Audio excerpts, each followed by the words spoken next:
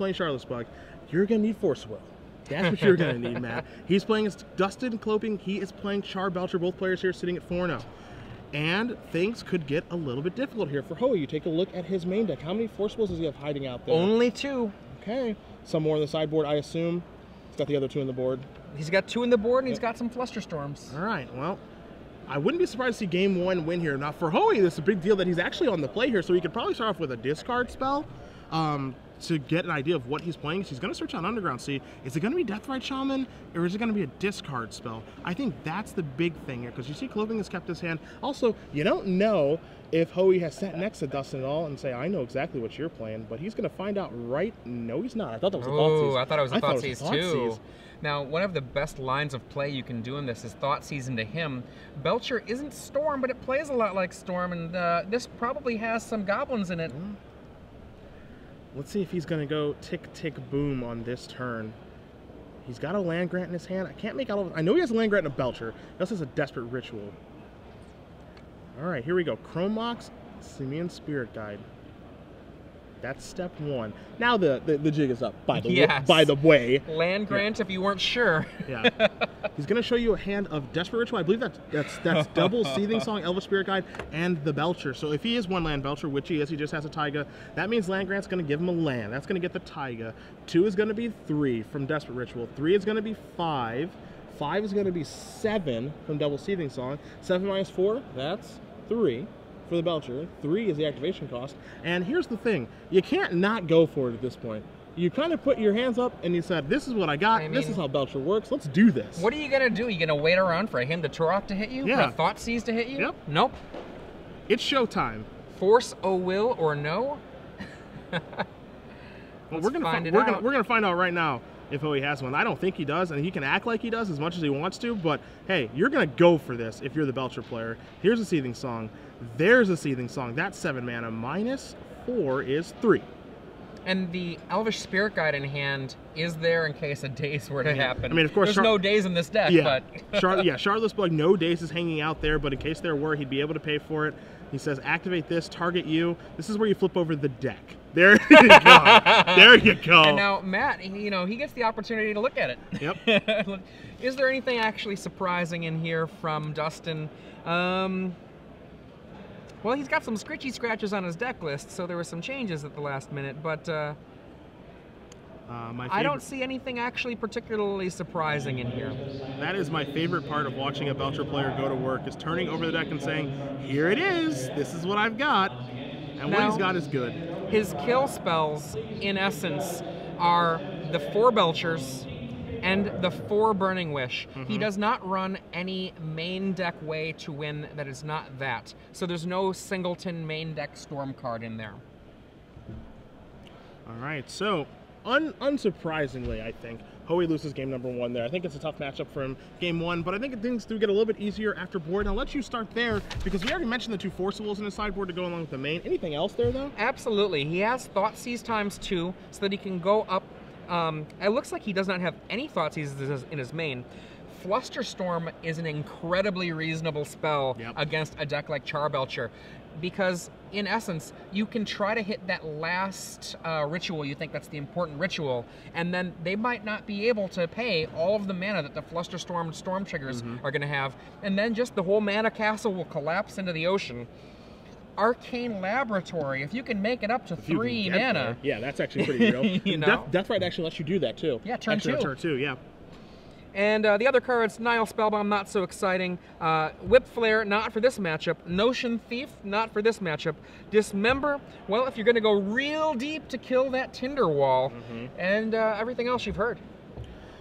Well, the Belcher sideboard, you don't really use a lot of cards. So you got Burning Wish targets and Shattering Spree, Diminishing Returns, Reverence, Silence, Infernal Tutor, Empty the Warrens, Tendrils of Agony.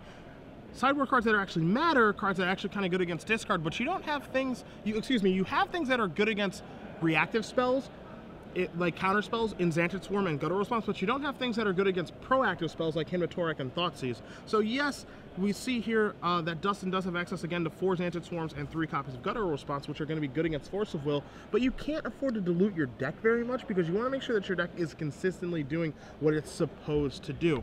Additionally, you don't have cards that are very good against Thoughtseize. Yes, a lot of your cards are redundant, but your actual kill pieces, Burning Wish, Empty the Warrens, and Goblin Charbelcher aren't. So, you know, you're going to be basically this deck that, yeah, you can board into cards that are good against reactive spells, but you're not good against proactive spells. And the Shardless Bug player, which is Hoey, Thoughtseize, Hymn to Torak, those are proactive spells. Yeah. So I think you're in this situation here where maybe you board in Guttural Response, maybe, but I think you just kind of maybe hope, just kind of cross your fingers and hope.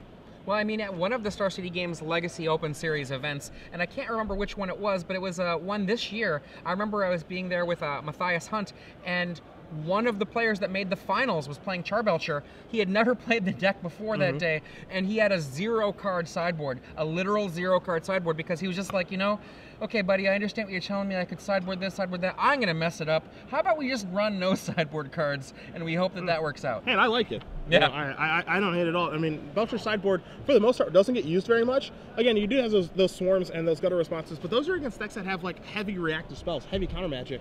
Against decks that have proactive stuff like Thoughtseize and Hymn to Torak, it's just not, or Inquisition of Kozilek, it's not just going to be very good. Yeah. So, again, your sideboard doesn't get a lot of use. When you're playing Burning Wish, of course, you're going to want to have those Burning Wish targets, but even the targets here, usually Deathrite Shaman on turn 1, a lot of them aren't that good, as I think he might have the Arcane Lab Draw on turn 2. Ooh, that'd be pretty good. Let's see what Klopping has here.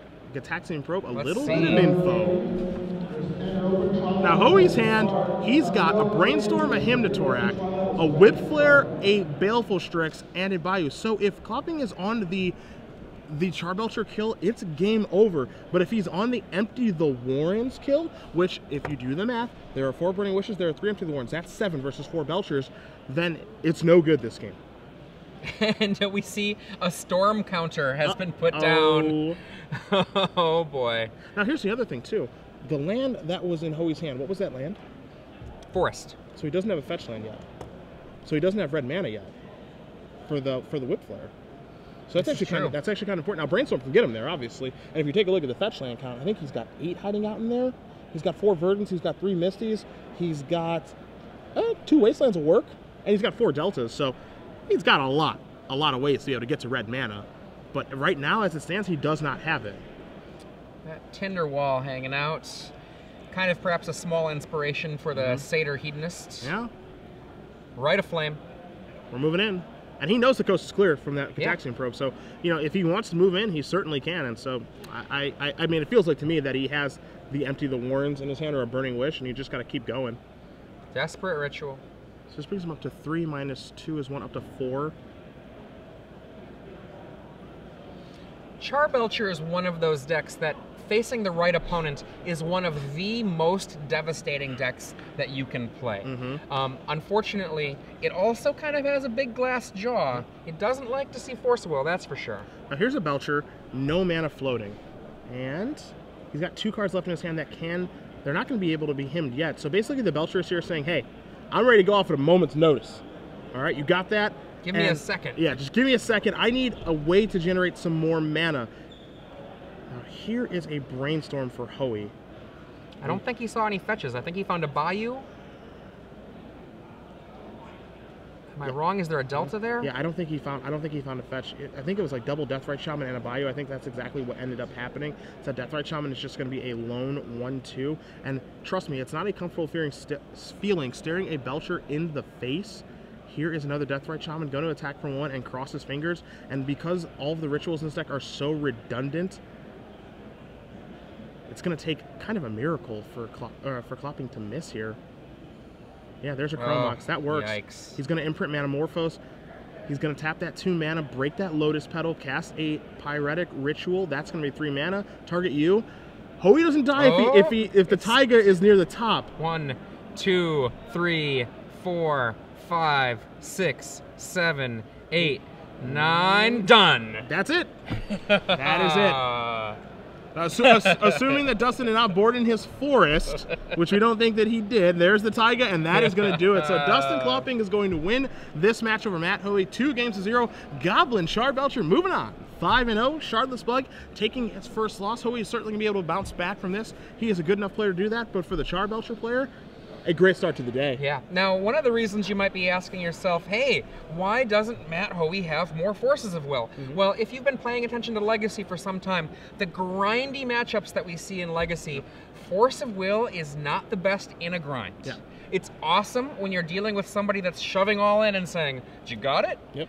But when you're dealing with another Shardless Bug, you know, a deck, when you're dealing with Esper Stoneblade, when you're dealing with Rug Delver, Force of Will is not a great weapon. Yeah, you do not want to go just 2-for-1 yourself into the ground. Again, Force of Will is an incredibly powerful card in Legacy. Some would argue it's the card that does hold Legacy together. But again, this is a card that I think rightfully so has been cut down in numbers. Another deck that you didn't mention, but